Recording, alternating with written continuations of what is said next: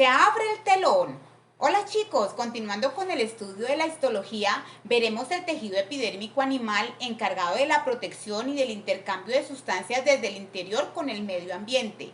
Bienvenidos. Al hablar de los tejidos animales es de vital importancia citar la histología, ya que es la rama de la biología que estudia la composición, la estructura y las características de los tejidos orgánicos de los seres vivos. La histología se relaciona estrechamente con la anatomía microscópica, pues su estudio no se detiene en los tejidos, sino que va más allá, observando las células interiormente.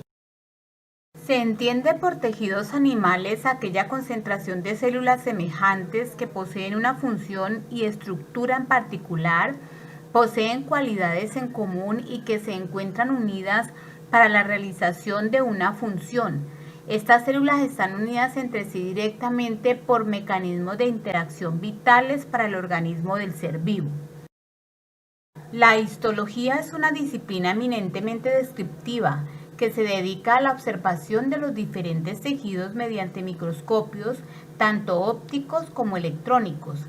Sin embargo, el conocimiento de la anatomía y organización de los tejidos es fundamental para comprender su fisiología y reconocer alteraciones patológicas tanto de los propios tejidos como de los órganos y estructuras que lo conforman. La histopatología es una rama de la histología dedicada a estudiar las alteraciones anatómicas y fisiológicas de los tejidos de los órganos enfermos. La formación de estos tejidos animales se origina a través de una célula madre o también llamada cigoto, la cual se dividirá hasta formar millones de células iguales a la célula inicial desde el punto de vista genético, las cuales darán paso a la formación del organismo. En el ser humano podemos distinguir aproximadamente 200 tipos diferentes de células, las cuales se pueden clasificar en 4 tipos de tejidos, los poco especializados como el tejido epitelial, hasta los más especializados como el tejido conectivo muscular y nervioso. Estos tejidos están interrelacionados entre sí, formando los diversos órganos y sistemas de los individuos. Veamos el tejido epitelial, formado por un conjunto de células estrechamente unidas que recubre todas las partes del organismo que están en contacto con el medio ambiente, o bien pueden tapizar las superficies corporales tanto internas como externas, o se agrupan para formar las llamadas glándulas. Constituyen el revestimiento interno también de las cavidades de órganos huecos, conductos del cuerpo asociados al sistema digestivo, respiratorio y reproductor, así como también forman las mucosas y las glándulas. Cumplen una función protectora y juegan un papel importante en el intercambio de sustancias entre el interior del organismo y el ambiente. Representan en su conjunto más del 60% de todas las células del cuerpo humano.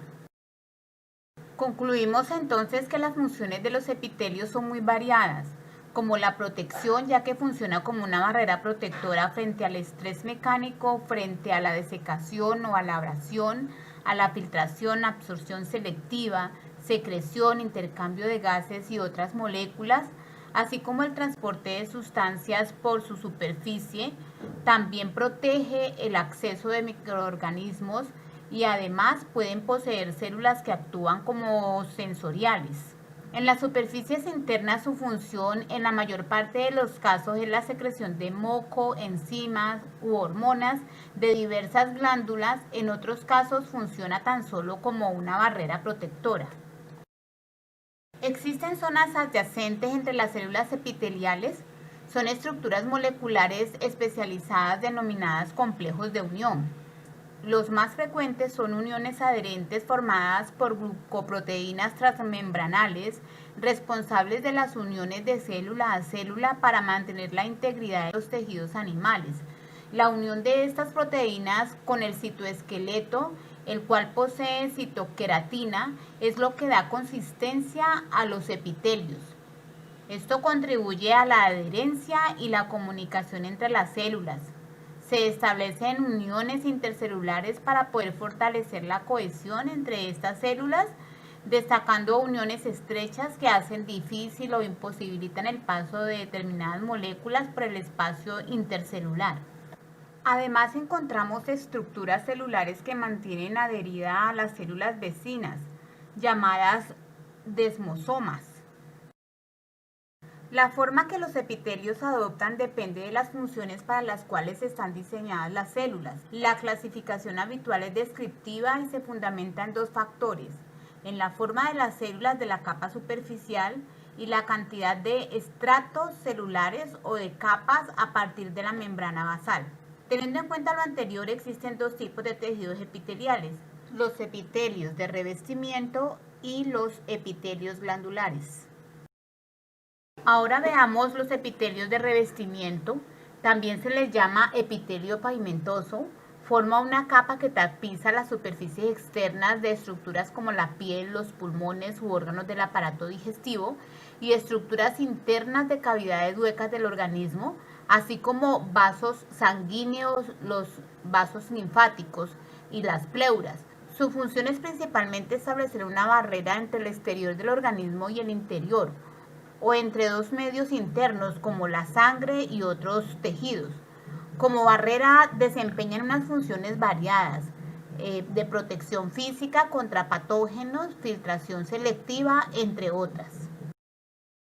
Llamamos la epidermis a un epitelio que recubre la superficie externa del cuerpo, pero también encontramos este tipo de tejido en la pleura. Es una membrana delgada que recubre el exterior de los pulmones y reviste el interior de la cavidad torácica. Entre las membranas de la pleura existe un pequeño espacio que normalmente está lleno de una pequeña cantidad de líquido. El tejido epitelial puede estar conformado por una sola capa de células. Recibe el nombre de tejido epitelial simple y, de acuerdo a la forma de las células, ese tejido puede ser plano, cúbico o cilíndrico. Cuando el tejido epitelial presenta dos o más capas de células, recibe el nombre de tejido epitelial estratificado y se identifica solo nombrando la forma de las células de la capa superficial que lo conforman. El tejido simple plano es un tejido que está formado por una capa de células planas con una unión fuerte. El núcleo de estas células está igualmente aplanado y suele ser grande, ocupando gran parte del citoplasma, lo que hace bastante difícil su observación al microscopio. Este tipo de epitelio tiene una función principalmente lubricante y de intercambio de sustancias. Se puede encontrar en el endotelio vascular, en los alvéolos, en el mesotelio de las regiones serosas y otras superficies de revestimiento. El epitelio cúbico simple es muy similar, pero con unas células de altura y anchura similar que cuentan con un núcleo de forma esférica en el centro. Este tipo de epitelio se encuentra en superficies de absorción y secreción como las glándulas endocrinas y los túbulos renales o la capa germinativa del ovario. El tejido simple cilíndrico es un tipo de tejido epitelial que cuenta con una sola capa de células más altas que anchas, con un núcleo ovoide. Lo podemos encontrar en superficies de absorción y secreción, como en el tracto digestivo, donde aparece del cardias hasta el ano. Es muy frecuente que este tipo de epitelio sea ciliado, como el del útero o senos prenasales, o que cuente con microvellosidades como las del intestino, en donde estos cilios vibrátiles tienen la capacidad de mover líquido o moco a merced de movimientos oscilantes.